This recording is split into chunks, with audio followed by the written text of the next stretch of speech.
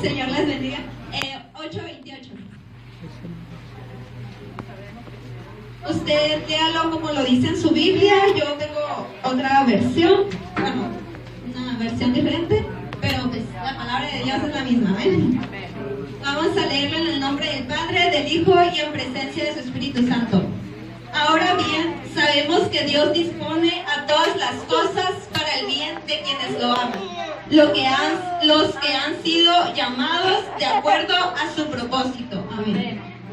Bueno, pues vamos a orar para ponernos en manos de Dios y que sea Él hablando. Amén. Bueno, pues el tema de este mensaje se llama proceso hacia el propósito. Amén. Y pues voy a tratar de no alargarme mucho porque ya es el tiempo, pero quiero tocar este tema primeramente, como dice en Romanos 8:28, conforme a su propósito son llamados. Esa palabra propósito va a ser una clave para este mensaje. Primeramente quiero, pues ahora sí que tocar qué es un propósito. Un propósito en el diccionario, en el Google o donde sea. Un propósito es dice, objetivo que se pretende alcanzar. Indica la finalidad con la que se realiza una acción para lograr una meta. O sea que un propósito es un objetivo. Es un objetivo que cada uno de nosotros, generalmente pues en la vida todos nos ponemos propósitos, ¿no? Es un objetivo que todos nos ponemos para alcanzar. Es el motivo por el cual realizamos ciertas acciones para lograr ese objetivo, ¿no? Así, Dios tiene un propósito para cada uno de nosotros. Dios nos ha designado un propósito. Primeramente, un propósito general, que es el que vemos en Marcos 16:15, ir por todo el mundo y predicar el evangelio a toda criatura. Ese es el propósito general para cada creyente. Ahora, Dios nos ha designado otro propósito para cumplir este propósito grande, ¿no? Este propósito es uno designado especialmente, digamos, no sé, a Juanito, digamos su nombre X, a Juanito, Dios le dio el propósito de ir a las misiones. Y este propósito va a ser con el objetivo de cumplir el propósito general, que es el de traer almas, de predicar el evangelio. Amén. Ahora, nos enfocaremos en la otra parte donde dice, todas las cosas obran para bien. Para cumplir este propósito, siempre va a haber un proceso que pasar. Siempre va a haber un proceso, es una serie de situaciones, una serie de circunstancias. Por ejemplo, yo que estoy estudiando en la prepa administración de recursos humanos, desde el primero o segundo semestre, no me acuerdo, nos enseñaron pues lo que es un proceso productivo, ¿no? De que, digamos, si tu empresa es de servicios, pues desde que entra el cliente a tu empresa hasta que sale, ¿qué es lo que tienes que hacer para cumplir el objetivo que es de que el cliente salga satisfecho, ¿no? Pues así mismo, Dios, para cumplir ese propósito en tu vida, va a designar una serie de situaciones. Va a haber un proceso para que tú puedas cumplir ese propósito que Dios te dio. Pero así, un corredor que está en una carrera esos que corren miles y miles de kilómetros, que algunos lo hacen para recaudar fondos para alguna fundación o lo que sea, ¿no? Pues ese corredor tiene que pasar una trayectoria enorme y una serie de procesos durante esa trayectoria. Ya sea que, pues me imagino todos bien cansados, ¿no? O sea, los pies a medio camino ya les duele, que el sol a todo lo que da les está quemando, o que se acaba el agua de la botella, o no sé, de repente uno te empuja por acá, otro te empuja por allá, y ese corredor es necesario que pase por todo eso para poder llegar a su objetivo, que es la meta final.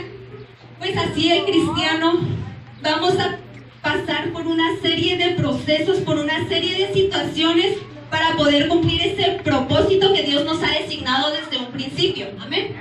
Vamos a pasar por una serie de cosas, pero enfoquémonos en la parte donde dice todo obra para bien.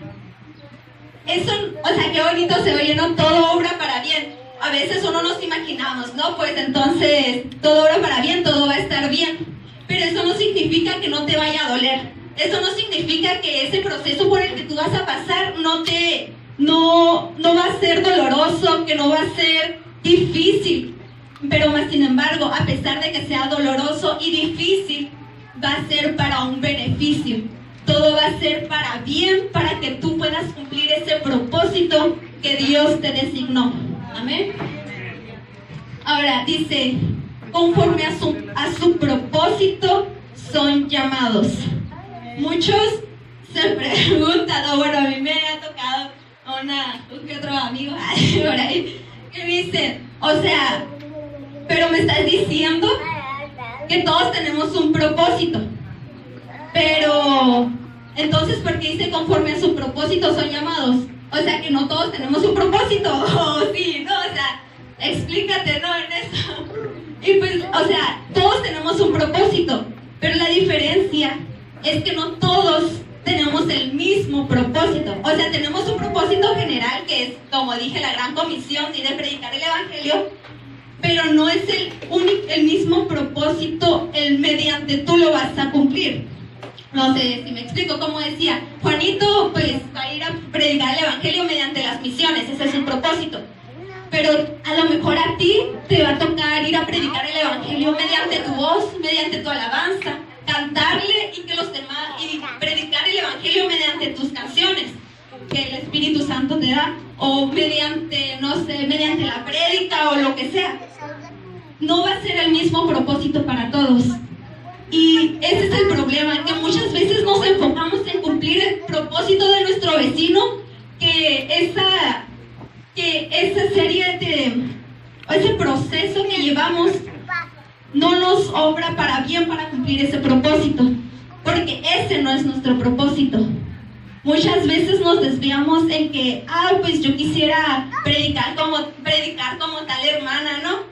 Y ese proceso que tú vas a llevar para tratar de cumplir ese propósito que tú mismo te pusiste y que Dios no te puso, no te va a llevar a cumplirlo, sino que te va a regresar para que tú cumplas el propósito que Dios te designó. Y sería, o sea, qué fácil sería mejor desde el principio ponernos a cumplir el propósito que Dios nos dio, porque en sí el resultado va a ser el mismo. Y mejor pues, ¿para qué andar ahí, por decir de algún modo, perdiendo el tiempo intentando cumplir el propósito del hermano, si de igual modo voy a cumplir el mío? Porque todo me va a regresar a cumplir el propósito que es mío. Por eso dice, todo obra para bien conforme a su propósito son llamados. El propósito que Dios te llamó. Amén. Ahora quiero hablar de tres personajes, unos personajes súper conocidos que a mí pues desde chiquita me los enseñaron, que siempre te enseñan en la escuelita dominical y todo eso. El primero, que en lo personal me gusta mucho, es de mis personajes favoritos, que es José. Vemos cómo José tuvo que pasar por una serie de situaciones a lo largo de su vida para poder cumplir el propósito al cual Dios lo había llamado. Una serie de situaciones para cumplir la voluntad de Dios. Amén. Primero, recordemos, hagamos un recordatorio. Pues vamos a Génesis 37:4.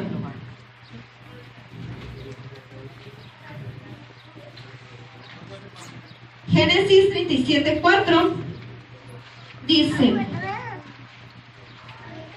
viendo sus hermanos que su padre amaba más a José que a ellos, comenzaron a odiarlo y ni siquiera lo saludaban. Vemos que lo primero que pasó José fue el odio de sus hermanos. Sus hermanos lo rechazaban, sus hermanos lo odiaban, lo despreciaban, porque su padre pues demostraba mayor afecto hacia José. Y eso, la verdad, que muchos dirían como de, pues es mi hermano, lo tengo que soportar. Pero esos hermanos no estaban dispuestos a eso. Esos hermanos, ese odio que traían en su corazón, los llevó a cometer otro acto que vemos en Génesis del 37, del 17 al 28. Ahí si gusta buscarlo, si no pues nada más lo voy a decir. Ahí en ese pasaje vemos cómo esos hermanos hacen un plan. Primeramente unos dicen, ay, pues vamos a matarlo, ¿no? Pero el hermano mayor, que era Rubén, dice, no, ¿cómo vamos a matarlo, no? Mejor pongámoslo en esta cisterna.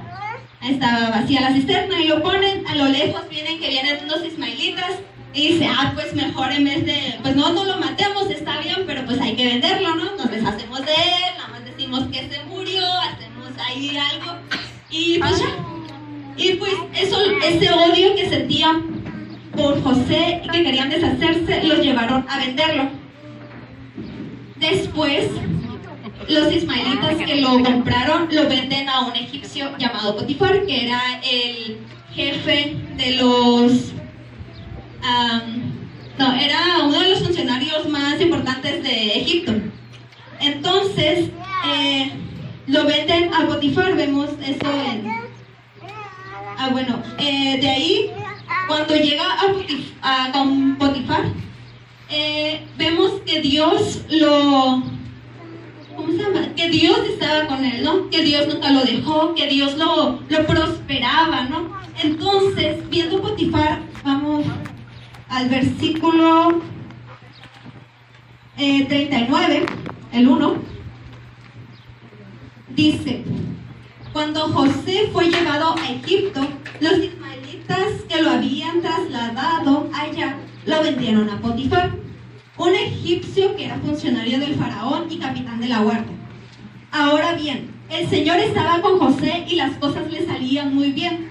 Mientras José vivía en la casa de su patrón egipcio, este se dio cuenta de que el Señor estaba con José y lo hacía prosperar en todo. José se ganó la confianza de Potifar y este lo nombró mayordomo de toda su casa y le confió la administración de todos sus bienes. A través de que Dios se glorificaba a través de la vida de José,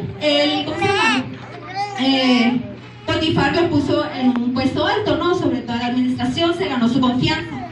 Sin embargo, como siempre, se van a levantar pues luchas, sobre todo, y vemos más adelante en el versículo en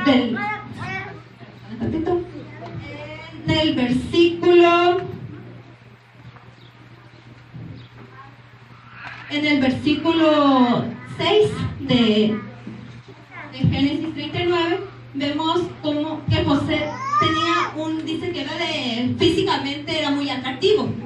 Entonces la mujer de Potifar, pues ahí le empieza a echar el ojillo y todo, y empieza a insinuarle de que se acueste con ella, ¿no? Pero José, como siervo de Dios, como buen hijo, él sabía que eso estaba mal, y dice, pues no, ¿cómo voy a hacer eso? ¿Cómo se llama? Mi jefe, Potifar, él me ha encargado de todo esto, ¿cómo yo voy a pagarle así, no? Pero la mujer pues sigue insistiéndole, de tal modo que una tarde estaba José solo, ella se pone a rogarle, en eso José sale corriendo y le deja el manto que traía puesto, ¿no? Entonces ella pues hace un drama ahí súper grande y empieza a decir pues que a culpar a José de que intentó abusar de ella y todo eso. Se queja con los de ahí, los que estaban los servidumbre. Luego llega ya Potifar y le cuenta la misma historia, que tu siervo, el que nos has traído, el hebreo, intentó abusar de mí, y ya sé tanto, intentó aprovecharse de mí, ¿no? Y pues, por ende, Potifar pues le creyó a su esposa, ¿no? Entonces lo meten a la cárcel a José. Lo meten a la cárcel de una manera injusta, porque pues, sabemos que no fue así como sucedieron las cosas, pero era el propósito de Dios que él estuviera ahí, ¿no? Estando en la cárcel, él se topa con dos personajes que nos vamos a enfocar más que nada estaba en el copero, estaba el copero y el panadero. El copero tiene un sueño y pues todos sabemos que José tenía el don de interpretar sueños, ¿no? Se conocía como José el soñador, que pues, Dios le había dado ese don. Entonces, el jefe de los coperos le cuenta su sueño, que tuvo un sueño, ¿no? Pues que habían 3 vides, que yo agarraba el racimo y no recuerdo bien exactamente, pero le cuenta ese sueño. Entonces, ya le dice José, no, pues que esas 3 vides significan que dentro de 3 días el copero te va a llamar y que vas a volver a estar con él. De ahí le dice, cuando estés allá y todo esto se haya cumplido, acuérdate de mí, ¿no? Háblale al faraón de mí para pues que me saque de aquí, ¿no? Entonces, resulta, pues también el panadero le cuenta su sueño y pues también le da una interpretación que dentro de 3 días pues lo iban a matar, ¿no? Y pues así como José les interpretó, así fue como sucedió. A los 3 días el panadero fue ahorcado y a los 3 días también el copero fue llamado delante del faraón. Entonces, pasaron 2 años. 2 años, cuenta aquí, que pues el copero ni se acordó de José, ¿no? A pesar de que José le había dicho, acuérdate de mí, pues él ni se acordó, ¿no? Y vemos en Génesis 41 del 1 al 32, nada más vamos a leer una pequeña parte, que dice, 2 años más tarde, el faraón tuvo un sueño. Estaba de pie junto al río Nilo, cuando de pronto del río salieron 7 vacas hermosas y gordas que se pusieron a pastar entre los juncos. Detrás de ellas salieron otras 7 vacas feas y flacas, que se pasaron a orilla del Nilo junto a las primeras, y las vacas feas y flacas se comieron a las vacas hermosas y gordas. En ese momento el faraón se despertó. Después, más adelante, cuenta que se volvió a dormir, tuvo otro sueño donde habían 7 espigas.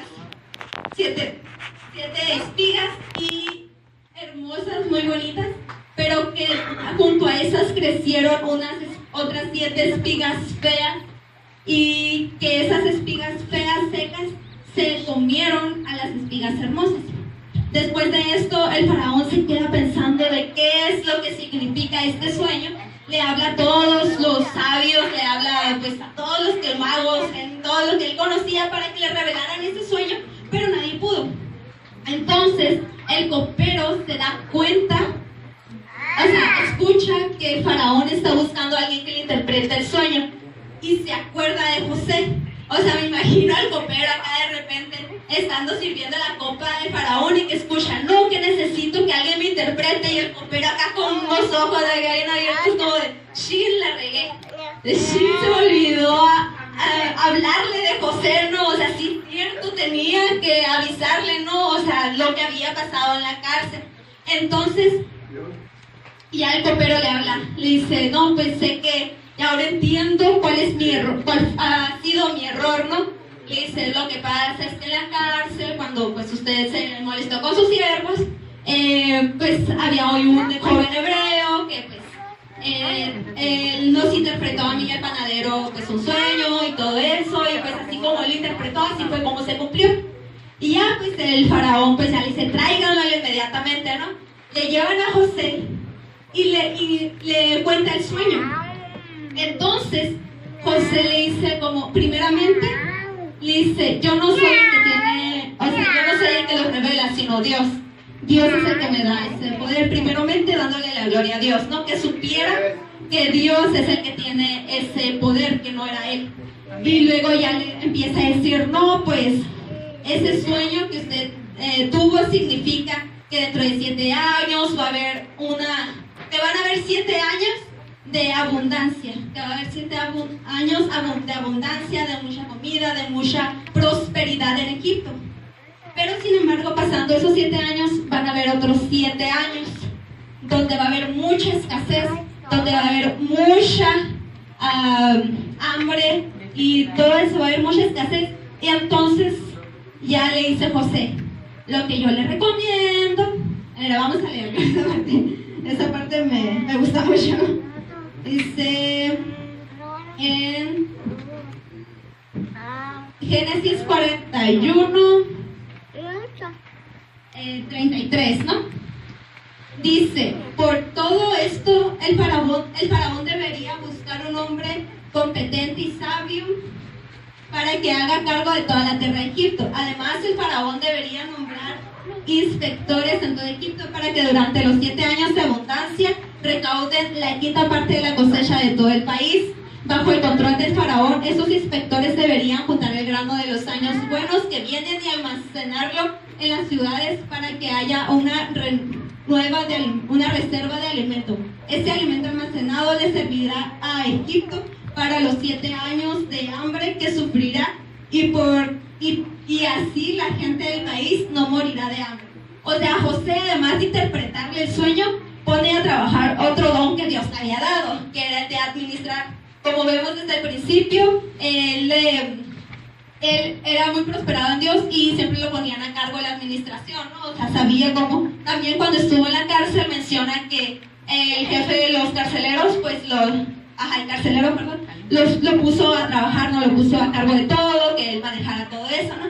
Y vemos cómo José le interpreta el sueño, luego me imagino a José todo emocionado, como de, no, pero fíjese, no se preocupe, lo que debería hacer es esto y lo otro, acá empieza a darle un plan acá, algo bien.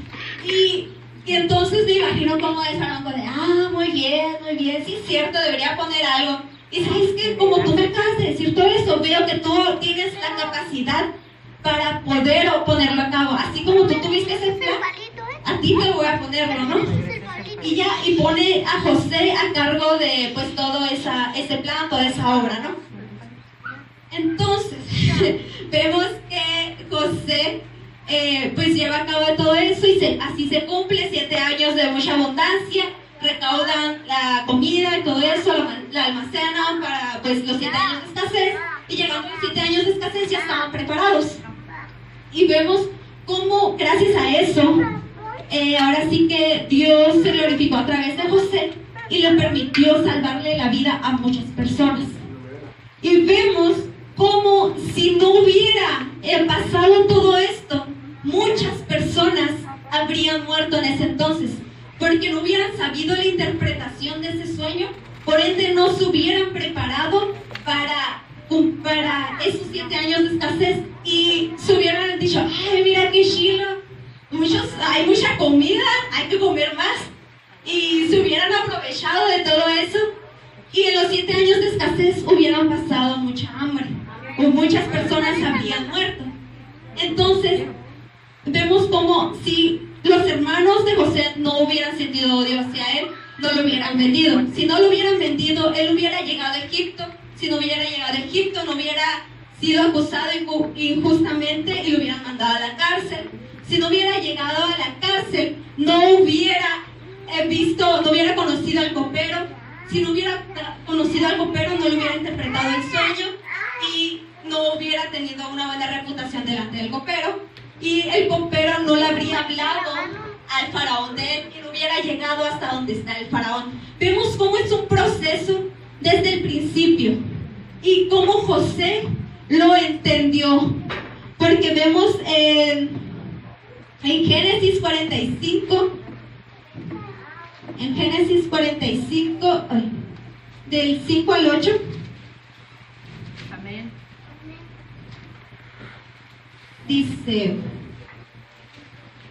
Dice, pero ahora, por favor, no se aflijan más, ni se reprochen el haberme vendido. Le estaba hablando a sus hermanos. Pues en realidad fue Dios que me envió delante de ustedes para salvar vidas. Desde hace 2 años la región está sufriendo hambre y todavía faltan 5 años más en que no habrá siembra ni cosecha. Por eso Dios me envió delante de ustedes para salvarles la vida de manera extraordinaria y de este modo asegurarles descendencia sobre la tierra. Dice el 8, fue Dios quien me envió aquí y no ustedes. Él me ha puesto como asesor del faraón y administrador de su casa y como gobernador de todo Egipto. José sabía que todo eso que había pasado había sido con un propósito. Sabía que todo eso que él pasó era con el fin de que él llegara hasta ahí y cumplir el propósito que Dios tenía para él. Entonces vemos que no importa lo que pasemos, no importa lo que estemos sucediendo, lo que haya sucedido desde un principio. No, pues es que yo pasé por esto, tú no me entiendes, porque esto, porque el otro, y nos la vivimos quejándonos, nos la vivimos tristes, agobiados de todo lo que estamos viviendo. Pero recordemos que dice, todo obra para bien, porque todo es con un propósito. Todo lo que vivimos es con un propósito de Dios. Y nada de lo que pasemos no va a ser en vano. Amén. Todo va a ser para que cumplamos nuestro propósito. El segundo personaje es Jesús. Un personaje pues todos conocemos, ¿no? De ese predicamos. Jesús pues también pasó por una serie de procesos, de situaciones tan difíciles que ninguno de nosotros creo que podríamos pasar. Amén. Primeramente pues fue rechazado por la iglesia. Dice, a los suyos vino, a los suyos no lo recibieron. Fue rechazado por la iglesia, fue negado por sus amigos y fue, también fue vendido, fue traicionado. Lo azotaron, lo maltrataron, injustamente lo acusaron de cosas que él no hizo, pero él tenía y tuvo una muerte pues terrible, una muerte de cruz, que en ese entonces pues era considerado pues simplemente para los más pecadores. Y vemos cómo Jesús pasó por todo eso con un simple propósito, que es el de darnos vida eterna, es el de tener salvación. Si Jesús no hubiera pasado por todo eso, usted y yo no estaríamos aquí. Usted y yo no estaríamos aquí, no podríamos alabarle a Dios, no podríamos glorificar su nombre, no tendríamos salvación y esa esperanza de vida eterna que tenemos ahora. Estaríamos todos agobiados, todos tristes, todos preocupados, porque nuestro pecado sería más grande. Pero por la gracia de Dios es que hoy somos salvos. Y por ese sacrificio que Él tuvo, que Él hizo, fue que hoy estamos aquí. Amén. Aleluya. Ahora recordemos, todo obra para bien. Que esa palabra no se vaya de nuestra mente ni de nuestro corazón, porque todo obra para bien y todo es con un propósito. Amén. Ahora, punto número 4 es la oposición. Siempre que nos levantemos para cumplir nuestro propósito, también se van a levantar gigantes en nuestra contra para frenarnos. Se van a levantar gigantes para parar ese propósito que Dios nos ha dado. Nos van a brindar oposición para frenar el propósito de Dios. Y Satanás quiere detenernos, no quiere que nosotros cumplamos ese plan que Dios nos ha enviado. Él no quiere porque sabe que si nosotros cumplimos ese plan, muchas personas serán salvas y eso es lo que Él no quiere. Muchas personas recibirán la salvación y Él lo que quiere es ahora sí que destruirnos. Él quiere que nosotros nos vayamos al infierno junto con Él. Él no quiere irse solo. Él quiere llevar todas las almas que pueda. Pero nuestro propósito es evitar todo eso. Nuestro propósito es evitar que Satanás venza. Nuestro propósito es llevar el mensaje de salvación a toda criatura para que sean salvas. Amén. Y entonces dice, Dios convertirá esa oposición para beneficio tuyo, para darte impulso. Vemos a David, el tercer personaje. Recordemos a David, un jovencito que para los ojos de todos era un jovencito insignificante. Era un jovencito pues todo chiquito, dice que ni siquiera podía la armadura porque no la podía. Pero vemos cómo ese jovencito insignificante ante los ojos de los demás era un joven guerrero delante de Dios. Y miró a un gigante que era Goliat, que se levantaba en contra de su pueblo, que lo retaba de a ver si es cierto que su Dios es grande según ustedes. que creen en un Dios invisible, como de, a ver si es cierto, gánenme, pero nadie se atrevía a hacerle frente. Más que David, un siervo de Dios, dice que era un siervo conforme al corazón de Dios. Amén. Un siervo que sabía quién estaba con él. Él decidió levantarse y pelear con ese gigante. Entonces, cuando él va a hacerle frente, pues, mira el morrito todo chiquito, ¿no? Le dice que este es el que me va a destruir, este es el que me va a matar, según. O sea, se empieza a burlar de David y como a intimidarlo, ¿no? Como de, pues casi le dice como de, pues a él te doy un poquito de chance, ¿no? Casi, a ver si es cierto. Ahorita me lo tumbo ahí, ¿no?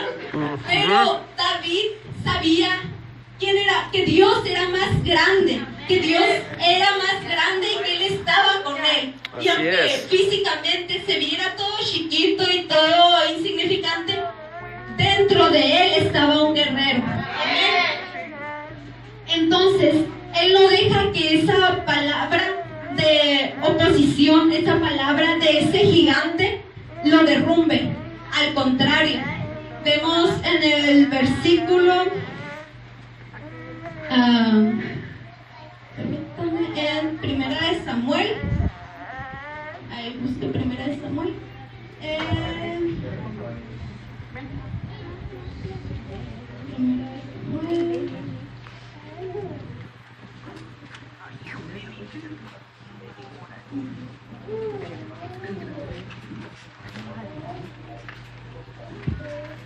Primera de Samuel 17.